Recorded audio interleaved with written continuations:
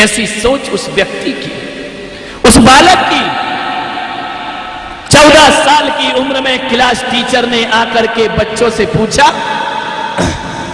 कि कितने लोग हैं जो स्वर्ग जाना चाहते हैं। पूरे क्लासरूम के बच्चों ने हाथ उठाया कि हम स्वर्ग जाना चाहते हैं, हम स्वर्ग जाना चाहते हैं। एक बच्चे ने हाथ नहीं उठाया। टीचर ने पूछा कि नरेंद्र, क्या तुम स्वर्ग जाना नहीं चाहते हो? नरेंद्र ने कहा कि नहीं, मुझे स्वर्ग नहीं चाहिए। ये जो क्लासरूम में जितने बच्चे, इन्हें जाना है तो जाएं, लेकिन मैं नरेंद्र स्वर्ग जाना नहीं चाहता हूं। तो बोले फिर क्या तुम नरक जाना चाहते हो? बोले नहीं, मैं नरक भी जाना नहीं चाहता हूं। तो फिर क्या करना चाहते हो? मालूम है 14 साल का मेरे हिंदुस्तान का बच्चा क्लासरूम में खड़े होकर कहता है कि मैं स्वर्ग जाना नहीं चाहता हूं मैडम, लेकिन एक बात ध्यान रखना। फिर तुम क्या करना चाहते हो?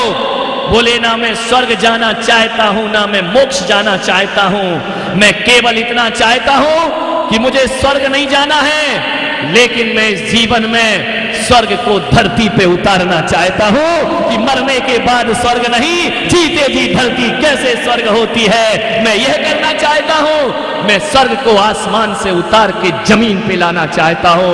मान्यवर, वो नरेंद्र नाम का 14 साल का बच्चा, जिसने 14 साल में सपना देख लिया कि मैं स्वर्ग धरती पर उतार के रहूंगा, वो बच्चा आगे जाकर स्वामी विवेकानंद बनकर के खड़ा हो जाया करता है। मान्यवर, ऐसे लोग अपना कैरियर बनाते हैं, ध्यान रखिए।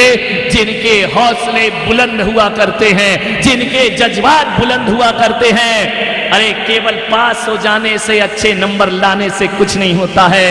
अरे धर स्वर्ग को जो जमीन पर उतार देता है, वो भारत का भाग्य विधाता बनकर के खड़ा हो जाया करता। ऐसे जज्बात रखो। लोग सोचते हैं अच्छे स्कूल में पढ़ेंगे तो हम अच्छे हो जाएंगे। नहीं मेरे भाई, अच्छे लोग गलत जगह जाके भी उसे अच्छा बना दिया करते हैं। बहुत खूबसूरत बनाओ अपना जीवन और अपनी शिक्षा और अपने विद्यालय को ध्यान रखिए। इतना जज्बात रखो कि स्वर्ग जमीन पर उतार सके हम।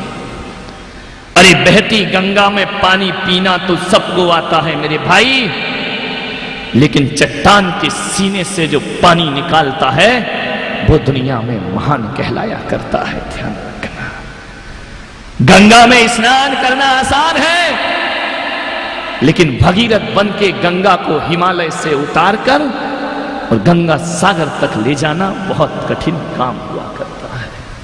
जीवन में कुछ महान बनना है, कुछ चुनौतीपूर्ण कार्य किया करो। जीवन एक चुनौती है। अरे खाए पिए बड़े हो गए, ये काम तो जानवर भी कर लिया करता है। हम तो इंसान हैं और हमें दुनिया में कुछ अलग करके जाना है। मान्यवर, अपने अंदर वो जज्बात और जोश पैदा करो। एक बात ध्यान रखना, जीवन को लायक बनाने में 100 साल की जिंदगी भी कम पड़ जाती है। ये मत सोचो कि जीवन बहुत लंबा है। जीवन को महान और लायक बनाने में 100 साल भी कम पड़ जाते हैं, और जीवन को नालायक बनाने के लिए 1 मिनट भी बहुत ज्यादा हुआ करता है।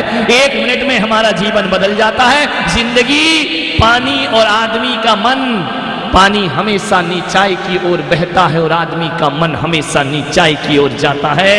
अरे गंगा की धार में बहे तो क्या बहे, गंगा की धार के विपरीत बहकर बताओ तो समझना कि तुमने मानव जन्म लेकर कोई सार्थक काम। वही लोग महान हुए हैं जिन्होंने जीवन में कुछ हटके करने का प्रयास किया है। एक निवेदन है, 1000 लीटर दूध रखा हो और उसमें 1 बूंद नींबू की डाल दी जाए तो क्या होता है? बोलिए, इतना तो मालूम होगा ना। 1000 लीटर दूध में 1 बूंद नींबू की जाए तो वो 1 बूंद पूरे दूध को फाड़ के रख दिया करती है। और आपकी जिंदगी में एक भी अवगुण आ जाए तो पूरी जिंदगी को बर्बाद करके रख दिया करते हैं। एक भी अवगुण आपके जीवन में नहीं आना चाहिए। ये प्रयास करिए, एक भी बुराई आपके जीवन में नहीं आना चाहिए।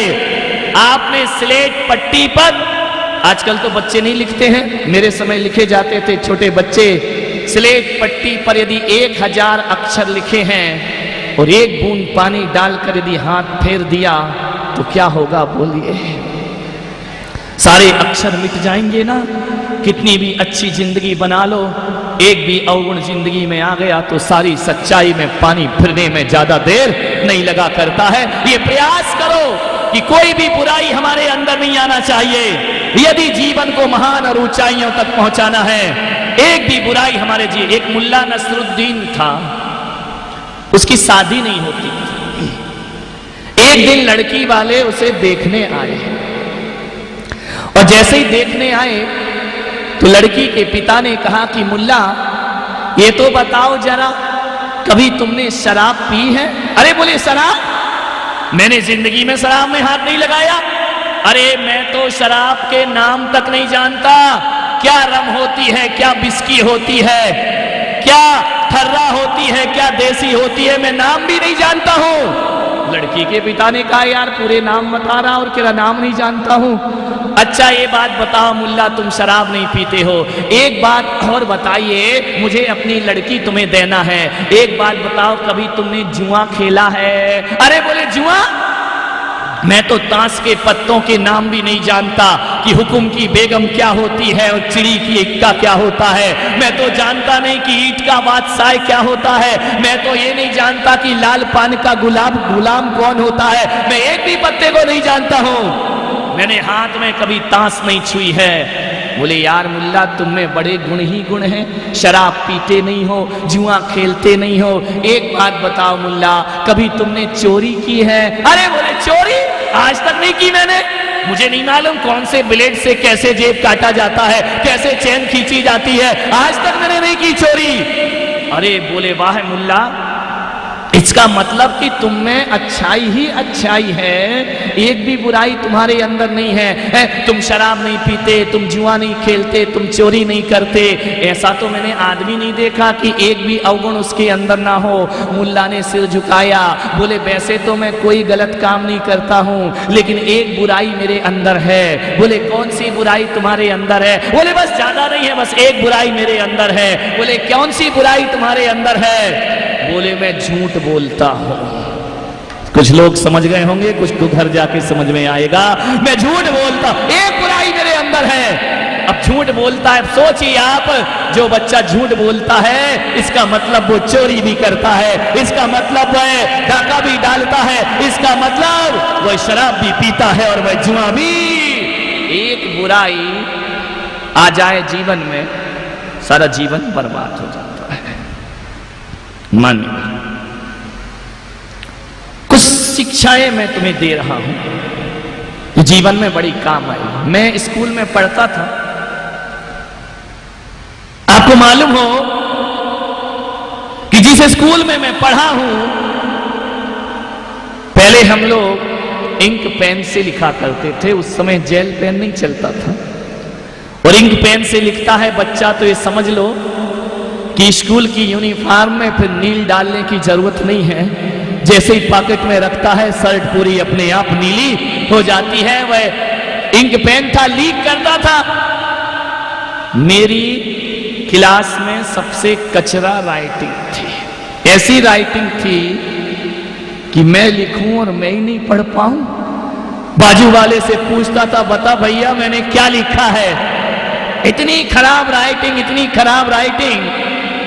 मेरे क्लास टीचर थे श्री डी भारत, ईसाई थे लेकिन बड़े अनुभवी थे, मुझे इंग्लिश पढ़ाते थे। उन्होंने कहा कि कल सबकी नोटबुक चेक की जाएगी। मैं रोज तो लिखता नहीं था, यहां वहां से दोस्तों से मांगी नोटबुक, कॉपी की, रात भर लिखा, सुबह चेक कराना है, नहीं कराऊंगा तो रूल पड़ेंगे, डंडे पड़ेंगे। दूसरे दिन मैंने अपनी कॉपी चेक कराने को दी। जैसे ही मेज पर ले जाके कॉपी रखी, टीचर ने देखा और कॉपी ली और बड़े जोर से फेंक दी। बोले मैं ऐसी गंदी कॉपी चेक नहीं करता हूं, और मैं इसमें क्या चेक करूं? ना इसमें अक्षर समझ में आते हैं कि तुमने लिखा क्या है, और ऐसे लिखता था और नीचे पहुंच जाता था। सोचिए, विचार करिए, मध्य प्रदेश से लिखना शुरू हुआ और लंका पे लाइन समाप्त होती थी, टेढ़े मेढ़े अक्षर आते थे। उन्होंने कहा ऐसी कॉपी कोई चेक नहीं कर सकता है। और उस दिन ये दुर्घटना और घट गई कि लिखते समय पेन लीक किया और कॉपी में एक धब्बा पड़ गया। टीचर ने ली और कॉपी फेंक दी।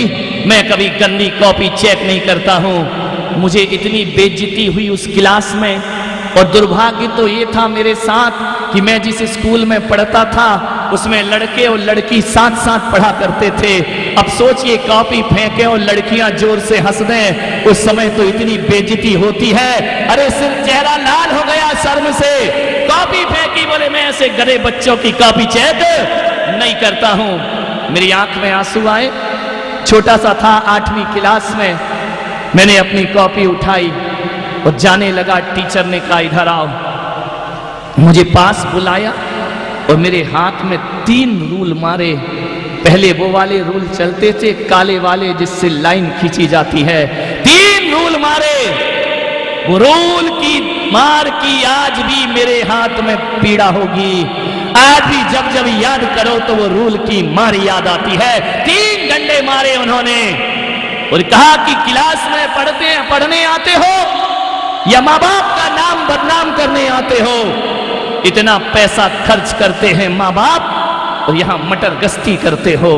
तुमको मालूम है जीवन को महान बनाना है तो ये समय निकल गया तो दोबारा आने वाला। उन्होंने मुझे समझाया, बोले इधर आओ। 3 बातें उन्होंने मुझे समझाई। मैंने वो 3 बातें मानी। पहली बात उन्होंने कहा, बेटा कभी भी अपने से कम बुद्धि वालों की संगति मत करना। मैं आपसे भी कहता हूं, आप यदि पढ़ाई लिखाई में कमजोर हैं तो और ज्यादा कमजोर दोस्तों को दोस्त मत बनाना, बल्कि क्लास में जो अच्छे नंबर आता है उसके साथ दोस्ती प्रारंभ कर दो। तुम्हारे नंबरों को बढ़ने में ज्यादा देर नहीं लगेगी। ध्यान रखना, गधे बच्चों के साथ, भीख बच्चों के साथ संगति करोगे तो ध्यान रखना आपकी पढ़ाई का स्टेटस लो हो जाएगा, आपकी पढ़ाई का स्टैंडर्ड खत्म हो जाएगा। जो गाली गलौज करते हो, जो गंदी बातें करते हो, ऐसे बच्चों की संगति छोड़ दो। एक बात ध्यान रखना, अरे जिंदगी में सही दोस्त ना मिले तो बिना दोस्त की जिंदगी गुजारना, लेकिन गलत लड़के की दोस्ती कभी अपने जीवन में मत करना। अरे अकेला जीवन गुजार देना। मैं अपना अनुभव बताता हूं। मैं कमजोर बच्चों के साथ दोस्ती करता था तो हर साल रिजल्ट मेरा ऐसा पास होता था, मान लो धक्के लगा के पास हुए हो। और जब मेरे टीचर ने समझाया इंटेलिजेंट बच्चों के साथ घूमा करो, उनके साथ रहा करो, उनके साथ बैठा करो, मैंने वह प्रक्रिया अपनाई। मान्यवर, मैं अपनी क्लास में कोई ज्यादा होशियार बच्चा नहीं था, बड़ी मुश्किल से पास होता था। लेकिन 3 साल जब मैंने होशियार बच्चों की संगति की तो केवल पासिंग मार्क लाने वाला मैं बच्चा एक दिन इतना बढ़ा कि 70% मार्क उस क्लास में लाना हमने शुरू कर दिए। उस टीचर ने बड़ा गर्व किया हम पर। ध्यान रखा, अपने से नीचे वालों की संगति जीवन में कभी मत करना, वरना जिंदगी तुम्हारी नीचाई पर चली जाएगी। ऊंची सोच वालों की दोस्ती करो तो जीवन ऊंचा उठेगा।